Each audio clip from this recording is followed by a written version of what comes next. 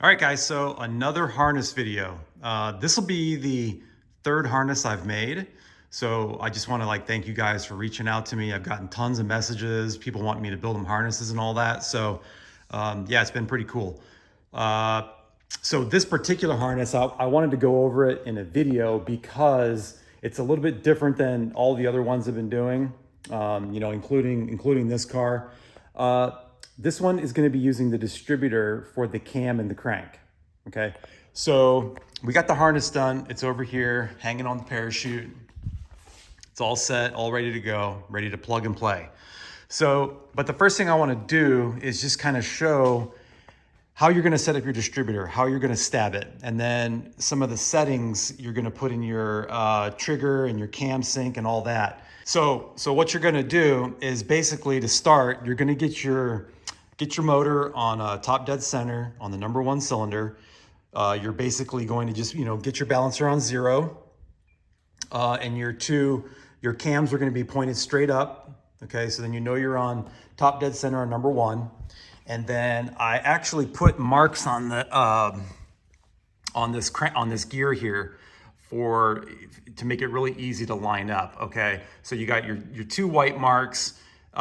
These 2 here are the basically the cam sensors, and this is the crank.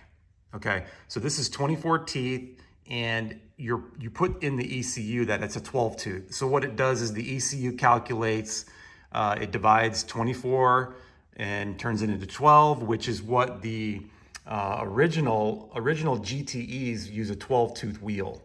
Okay, so it's kind of hard to explain, but and then the cam sensors, like I said, it has 2, but you're only going to be using 1, and that tells you what position the motor's in.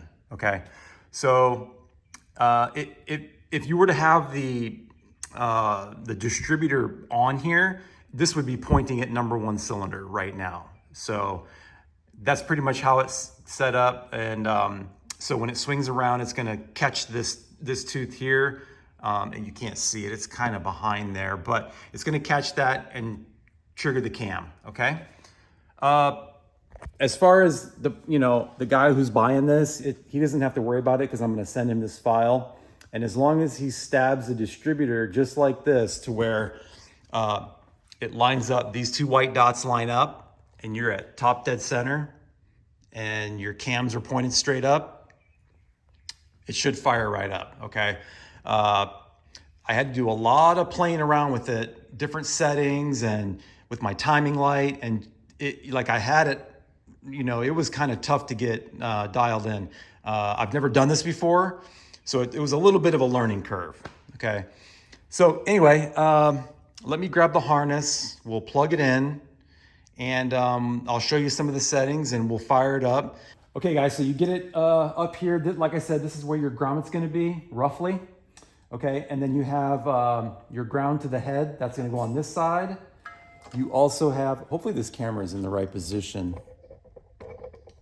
You have your MAC valve here, which he is gonna have on his passenger fender well. And also the LSU 4.9, which is going to be obviously be on this side. And also, what did I have over here also? I think a vehicle speed sensor. Yeah, vehicle speed sensor right here. So that's all going to go on that side of the engine. Everything else is going to come this way. So this little bundle here, your first bundle is going to be all your sensors and your cam and crank pickup, which is right here. This is your TPS, which I have not put the heat shrink on yet because I'll explain that in a minute. But I have to repin this before I send it to the customer. Okay, so, but I'll explain that in just a sec. What else? We got IAT. There's your air temp sensor. This is the coolant temp sensor. Your 2 NOx sensors are right here. Okay, these 2 NOx sensors. So that's all going to wrap this way. All right, so let me get the camera a little closer. You're going to drop your NOx sensors and your coolant temp sensors right down through your intake, however you want to do it. Again, this heat shrink can handle tons of heat. So you don't have to worry about it touching anything, okay? This is the TPS, so drop those down there. Your TPS is gonna come also, you can drop that under the intake. Whatever route, you know, works the best. I know I'm using a forward-facing intake here, but I think he's using a stock intake. I'm not 100% sure, but okay, plug in your TPS, and then your cam and crank is gonna go up under the rail here. Go this way. And you're gonna like hide it up underneath here. You know, again, it doesn't matter if it touches anything because this heat shrink is really good. So you're gonna plug that in. Intake air temp sensor. He's using a Rife sensor, so I went ahead and mounted that so I can get it calibrated for him. So that's all calibrated. I know that his intake air temperature is going to be down in here. So, but that doesn't really matter because you just run this up under the intake and plug it in how you need to, okay? So after that, we're going to do the, we'll do the injectors. Okay. This is also your, this is all your extra analog inputs. So if you wanted to add more sensors, if you wanted to add a coolant pressure sensor, an oil temp sensor, any kind of sensor, it's all right here. So you have 3, 4, 5, 6 ground and 5 volts. Okay. So pretty much you can just keep that kind of tucked there. You could also put it up on your firewall, however you want to do it. So, all right, so everything's labeled. You got injector number 6 here. Plug that in. You've got injector number 5. Plug that in. This is 3. Goes over here. And this should be 4. And then 2 and 1. Okay, so then you're going to bring these. Basically what you're going to want to do is kind of, once you get it mounted, you kind of straighten these up. And I recommend putting, you get the little tiny zip ties here, here, here, here. And this is going to be, you're going to kind of work on this a little bit to get it nice and, you know, set up however you want. Okay. Wrapped around the back of your valve covers there, okay? And then we have the coils, last thing, mount the coils. We got, these are all Mark II, number 6, number 5, 4, 3, 2, and 1. Okay, same thing with this. What you're gonna wanna do is you're gonna wanna wrap this up kind of like such. Again, you wanna zip tie it, zip tie it, zip tie it, okay? So that it all looks good. But I mean, as you can see, it lays out real nice. Wraps around here. You can bundle this up. You can put a zip tie there, put a zip, however you wanna do it, just to make it look clean. But that's it. That's everything. So now what we do is we're gonna set up the powers, okay? Everything's marked. So I'm gonna cut these like little connectors off before I send it, but everything's marked. You have 2 larger gauge, these are 12 gauge, which can handle a lot of current. Okay, these 2 are 12 gauge. One is dedicated for the coils, okay? So one of these goes directly to the coils and it's dedicated. You're gonna wanna put that on, you can put on a 20 or a 30 amp. I have it on a 20 amp right now, which, you know, I'm only dwelling these like 2 seconds. So it's kind of like a stock setup. You wouldn't need to dwell them more than that just for a stock engine like this. But if you were gonna dwell them more and it was drawing more current, you might wanna upgrade that. The 12 gauge can handle quite a bit of current. So I think you could go up to a 30 amp fuse and you'd be fine. But right now it's just on a 20. So, and then the other one would be for like the ECU. it would be for the injectors, it would be for everything else, because that stuff doesn't carry a lot of current, it doesn't draw a lot, and yeah, you're fine with this 112 gauge for that, okay? And then you have, this is marked constant battery. This is really important. You want this on your battery. You want to fuse that and just have it constantly on the battery, okay? And then ignition. Where's that? One of these is ignition. I think this one right here. Yeah, so this would be your switched 12 volts, and it says it right on there, okay? So that one you would just put whenever you turn your key on, that's switch 12 volts, okay? So let me go ahead and set that up, and then we'll come over here and I'll show you some settings, and we'll get this thing fired up. Okay, all the power wires are set up. The batteries going straight to the battery. I have the ethanol content sensor hooked up. The wideband's hooked up right here. This is where you're gonna be grounding it to the head. So you're gonna wanna go to this point on the head. That's where the wire comes out of the harness. And yeah, that's pretty much it. I've already tested the Mac valve, so I'm not gonna hook that up right now, but it does work. What else? All right, so let's go through some of the settings. We're gonna turn it on. As you can see, I have it set to like prime the pump, like 1.2 seconds. And the pump is hooked to aux 5. Okay, so that would be right here. So aux 5, I have it marked, and I just have a pin going to it, basically so I don't waste my DT connectors on my test setup here. So yeah. All right, we're connected. We're waiting for the wideband to warm up.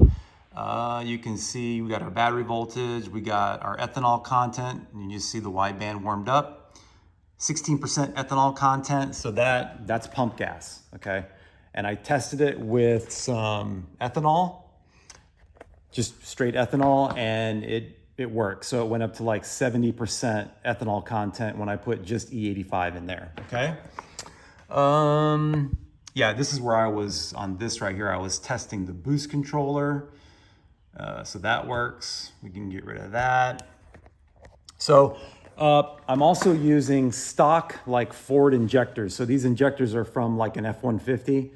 So I kind of had to kind of ballpark guess of, you know, what CC they are and what dead times were on that. But the person ordering this harness, Travis, is going to be using his own ID 1050s. So he's gonna have to put that data into the ECU.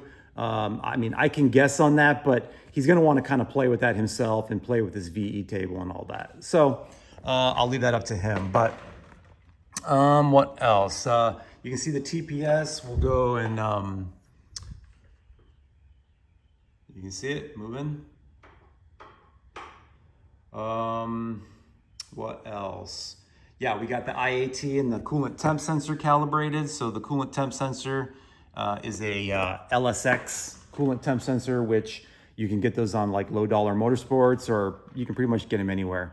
I recommend those because they're inexpensive, and if it goes bad, they're very easy to get. You can get them anywhere. So what else? Okay, I think that's it. So go ahead and see if it'll start up.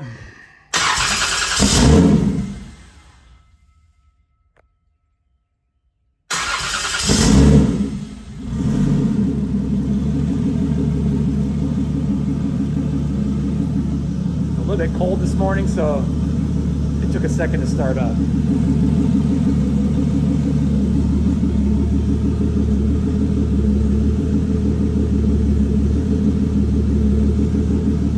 So as you can see, it's running kind of rich. That's because it's on a warm-up cycle. So once it warms up, it'll start to lean out.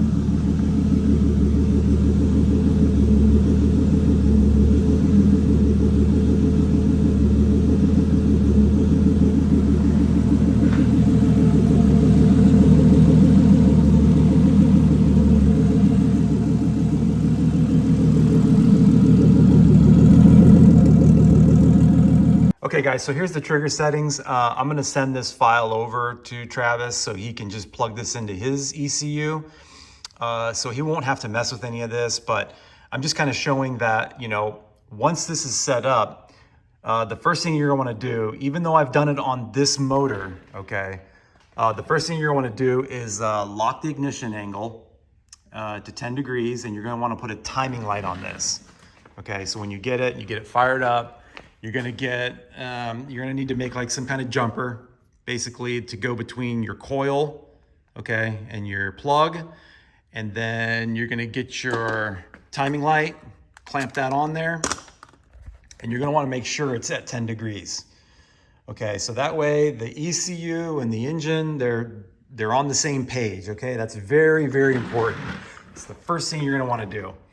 So, I mean, I'll show the settings, but it really doesn't matter because I have it set up the way it needs to be. So there shouldn't be a problem with, you shouldn't have to mess with this. Now, if you're off, let's say you put your timing light on it and it's at 11 degrees or 12 degrees, you would just change the trigger angle right here. The way I have it set at 38, that's what works on this engine.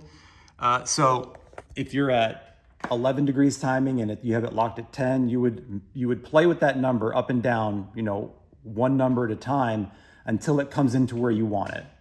So that's where you would adjust that, okay? Other than that, you don't really need to go back into there. It's all set, okay?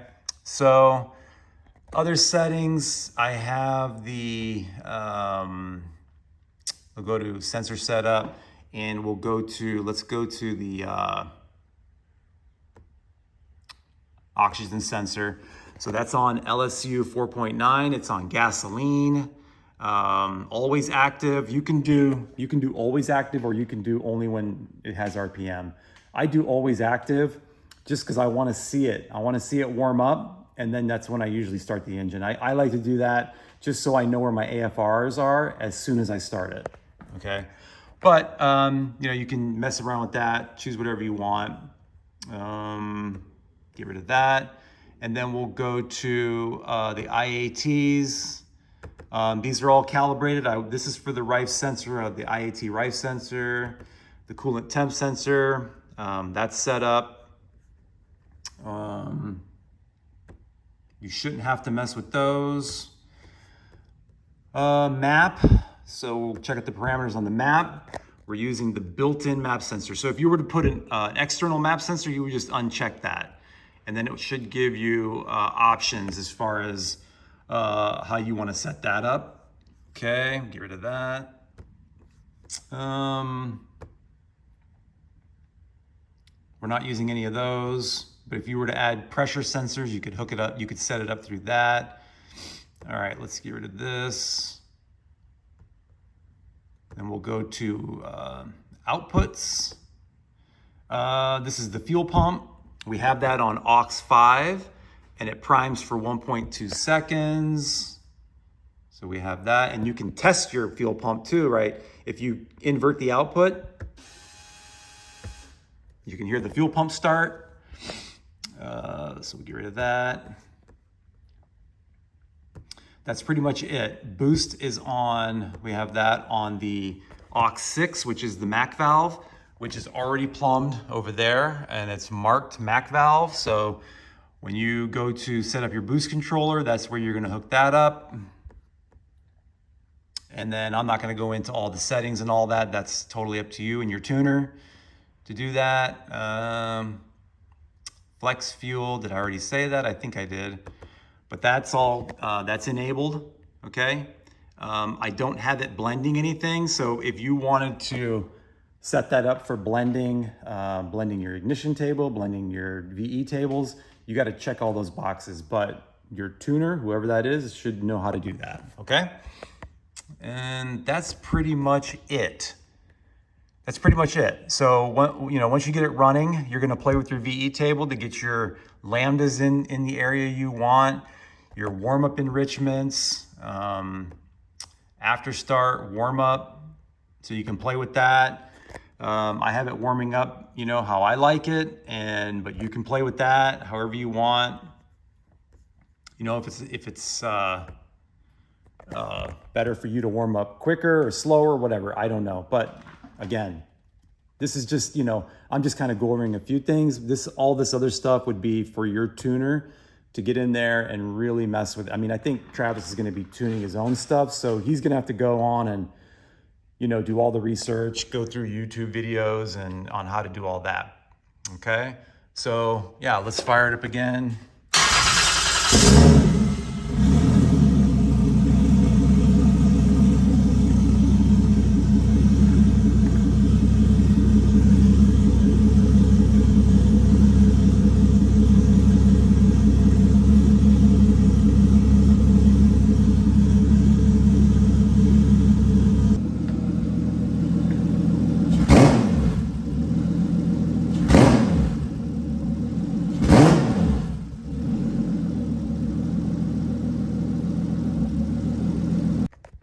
Okay guys, so as you can see, after warming up a little bit, it was free revving really nicely, okay? So what's gonna happen is whenever he puts his injectors in there, we're gonna have to make a few changes because he's using the ID 1050s, which those are like 1,000 cc or maybe a little bit more. So the one thing we're gonna do is I'll change this for him right now, okay? We'll go into fueling in general and we'll change that to 1,000 cc injectors, okay? And then he'll probably, when you start it, you'll probably have to play with your fuel table in your idle right here. That's why I like to warm up the sensor first. So when you first start it, you're gonna see if it's rich or if it's lean, and then you can kind of like get in here and just highlight the area where you're idling, and you can go up, down, or up, whatever you need to do in order to get your idle in right as far as, you know, your lambda. So that's pretty much it as far as that goes. The only other thing is, you know, you might have to play with your injector phase.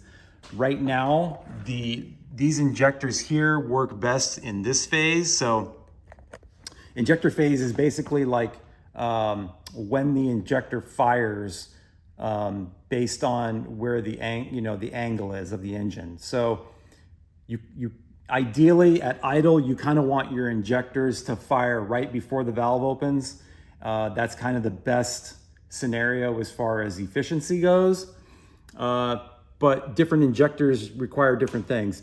And when you get to like wide open throttle, it doesn't matter where your injectors are injecting. It's because they're pretty much always on. So that's pretty much, you know, you want to get your most efficiency or the most efficient idle you can by playing with your injector phase. That's something you got to do some research on. You know, look on YouTube, look it up online. There's a lot of forums on injector phase. So those are a couple things you're gonna have to change whenever you change injectors, okay? That's pretty much it. Right here's the injector phase I was talking about. The flex fuel is that's been enabled, so we'll get rid of that. I am running the EGO correction, or they call it different now. They call it short-term correction. So if you go to the parameters there, that's checked. Basically, that means that it's always trimming fuel. So it's always trying to get to your target, which I've already got the target set up, but that's also something you can change, okay? When I do these harnesses and I send this stuff out, I am by no means sending you something that you can plug in, jump on the street, and start ripping it. Do not do that, okay? This is just to get you running, okay? You have got to be careful. You've got to check your timing when you get this thing set up. You have to do all those things before you start ripping on it. This is just to get you going, okay? I wanna make sure everybody knows that, so I don't get blamed for engine damage whenever you put your harness together. I send you a file and you're like, yeah, good to go. You wanna get this on a dyno, you know, do your due diligence on that, okay? I just wanna kind of reiterate that. So yeah, that's pretty much it. I'm gonna wrap this up, send it out. I did mention one thing about the TPS. This is a forward-facing intake, which this TPS is a reverse rotation TPS, and Travis is gonna be using a normal stock TPS. So the stock TPS, I have to just repin it and flip the 12 volts and ground, okay?